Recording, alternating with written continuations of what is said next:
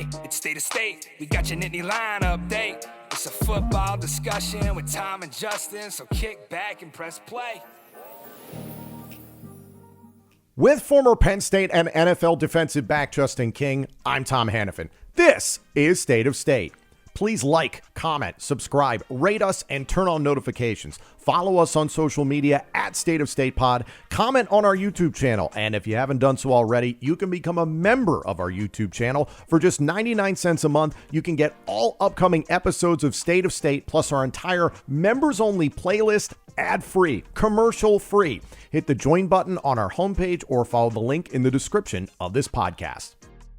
State of State is presented by BetOnline. BetOnline continues to be the world's most trusted betting platform and your number one source for online betting. From the earliest odds to in-game live betting, BetOnline provides you with constant real-time odds in action and the ability to watch the games as they happen, with the largest selection of odds on everything from football to the NBA, college basketball, the NHL, and even UFC.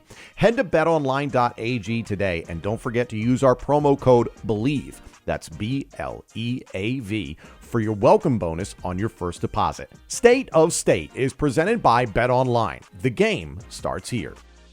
State of State is proud to partner with Illumination Brewing for another season of crafting State IPA, the perfect tailgate and game day beer for Penn State football fans. State IPA is available now, but it won't last much longer. Check in with your local beer distributor, grocery store, plus select bars and restaurants. Visit illuminationbrewing.com/beer/state-IPA to learn more. Must be 21 years or older to purchase. Please drink responsibly.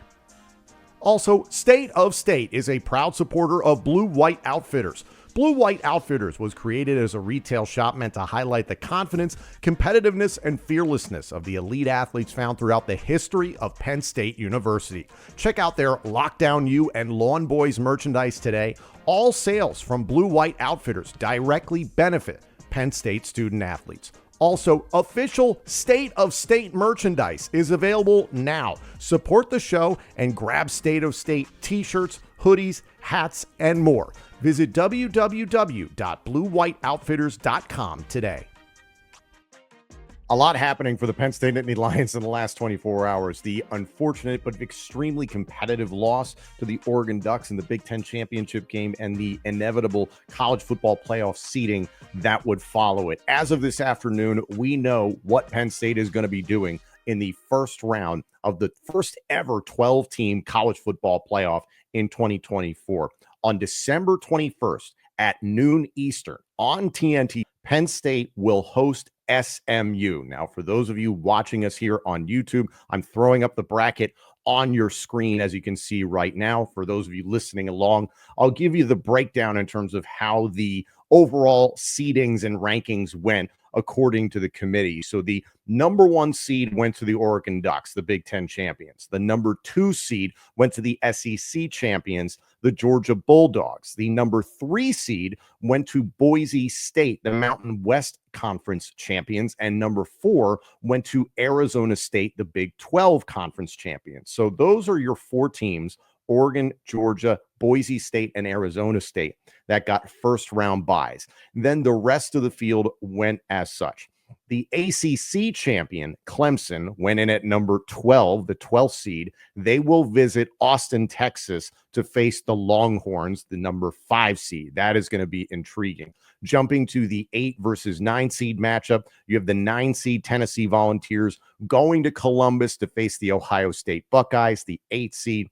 The 10 and 7 seed, the Indiana Hoosiers, more representation from the Big Ten. They will be visiting South Bend right there in Indiana. The Notre Dame Fighting Irish at number 7, Indiana at number 10. And then last but not least, Penn State draws the 6th seed, and SMU, the runner-up in the ACC championship game, losing by a last-second field goal to Clemson late last night in Charlotte, North Carolina. SMU, not Alabama, gets the 11 seed. This is fascinating. For those of you watching here on YouTube, you can take a look at the probable path for Penn State. If Penn State is able to get by SMU in the first round at home at Beaver Stadium, then they would meet Boise State on a neutral site. That is extremely intriguing because you could argue the two easiest paths exist for the winner of Penn State and SMU and the winner of Texas Clemson, because Texas Clemson would go on to face Arizona State and the winner of Penn State SMU would go on to face Boise State. Those are some very competitive quarterfinal matchups if you're going on to face Oregon or Georgia, understandably so. This is about as good of a situation as the Penn State Nittany Lions could have hoped for. Yes, had you beaten Oregon, getting a first round bye, anybody would have welcomed that. From an economic standpoint, from a business standpoint, this is a boom for Penn State football. You get to host one more game at Beaver Stadium. The disappointing part in this, and it's really not even that bad because you get to host a home college football playoff game and you do it against one of the weaker opponents in the field. So you have the best chance of potentially advancing and winning that game. That's the bottom line, right? But this game's at noon Eastern on TNT and Max for those that are going to be able to stream it. So would you have loved to have seen another Penn State whiteout game at night? Absolutely. That is not the way this has fallen for Penn State. The energy should be off the charts. This is incredible.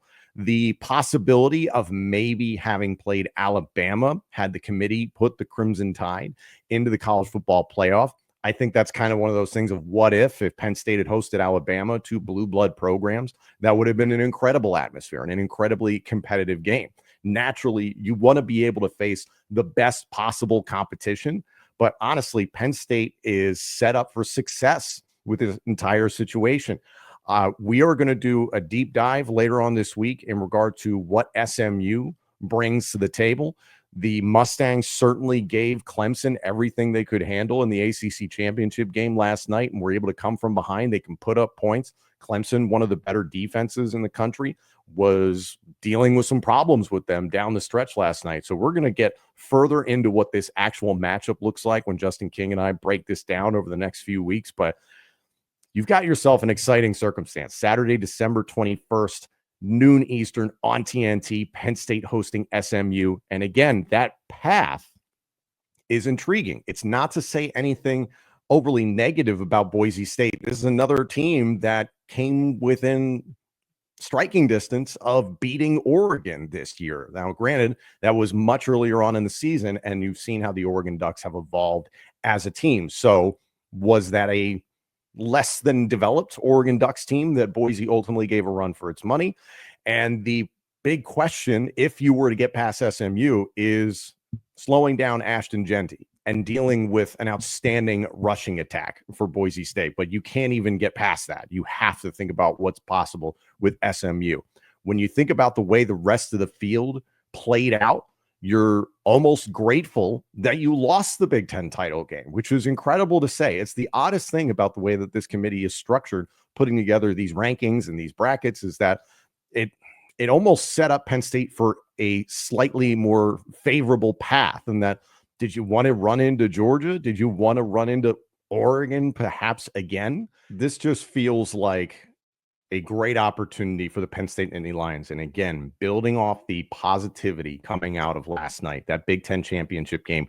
Yes, you lose, but you were extremely competitive.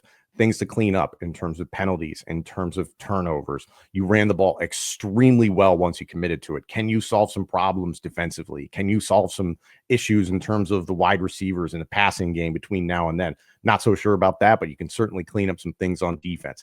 You have a few weeks now to lick your wounds and get yourself ready for this home game. You're not going to have to travel. I mean, this is a godsend for Penn State. So get in our comments section, get at us on social media, and let us know how you guys feel about this. This is a historic moment in the history of college football, and it's a historic moment for Penn State football. There's been so much that's been put into this program over the last few years. I've talked about it before. Winterizing Beaver Stadium, upgrades to Beaver Stadium to be able to accommodate this type of atmosphere, and frankly, the home field on campus first round playoff game is one of the most intriguing parts about this playoff atmosphere. I cannot wait for this. Justin King, over the next few weeks, he and I are going to do plenty of deep dives in regards to Penn State versus SMU in the first round of the 2024 college football playoff.